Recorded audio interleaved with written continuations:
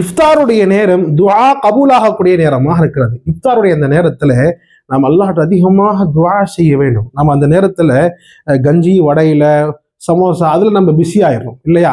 அந்த நேரத்தில் நம்ம என்ன செய்யணும் என்பதாக சொன்னா அல்லாஹ்ட்ட அதிகமாக துஆ செய்யணும். நாள் முழுக்க நம்ம பசியாக இருந்து அல்லாஹ் சொன்ன ஒரே கட்டளைக்காக வேண்டிய நம்ம பசியாக இருந்து அந்த இறுதி நேரத்துல துஆ நம்ம செய்யறோம் என்பதாக சொன்னா நிச்சயமாக அல்லாஹ் துஆக்களை கபூல் செய்வார். யா அல்லாஹ், உனக்காக வேண்டி மட்டுமே நோன்பு வைத்தேன் யா அல்லாஹ், உன்னுடைய திருப்திக்காக வேண்டி மட்டுமே நோன்பு வைத்தேன் யா அல்லாஹ், என்னுடைய இந்த தேவைகள் இருக்கிறது, எனக்கு இந்த கஷ்டமெல்லாம் இருக்கிறது, இது சரி பண்ணிக்கூடிய அல்லாஹ், இது சரி செய்யக்கூடிய அல்லாஹ், இதுவெல்லாம் எனக்கு கொடு யா அல்லாஹ் என்பதாக நம்முடைய தேவைகள் முழுக்க முழுக்க நம்ம கேட்க வேண்டிய நேரம் என்பது அது இஃப்தாருடைய நேரம் தான். இஃப்தாருடைய நேரத்தில் நம்ம வீணான பேச்சுகள் பேசிக் கொண்டிருப்பது, நம்ம வெவ்வேறு வேலைகளை நம்ம இருந்து கொள்வது, இதுவெல்லாம் தேவையற்ற விஷயமா இருக்கிறது.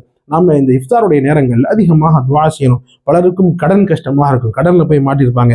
அவங்க அந்த நேரத்தில் அல்லாஹ்ட்ட யா அல்லாஹ், கடன்ல மாட்டிருக்கிறேன் யா அல்லாஹ், என்னுடைய கஷ்டத்தை, என்னுடைய கடன் கஷ்டத்தை தூரப்படுத்துவாயா என்பதை அல்லாஹ்ட்ட துஆ செய்யணும். பலரும் நோயாளியாக இருப்பார்கள், அவர்கள் அந்த நேரத்தில் அல்லாஹ்விடத்தில் ஆரோக்கியத்திற்காக துஆ செய்ய வேண்டும். பலருடைய வியாபாரம் சரியில்லாம இருக்கும், அந்த நேரத்தில் அவர்கள் யா அல்லாஹ், எனக்கு சரியான வியாபாரத்தை கொடுறா யா அல்லாஹ் என்பதாக துஆ செய்ய வேண்டும். இதே போன்று பெற்றோர்கள் பிள்ளைகளுக்காக துஆ செய்யணும், பிள்ளைகள் பெற்றோர்களுக்காக துஆ செய்யணும்.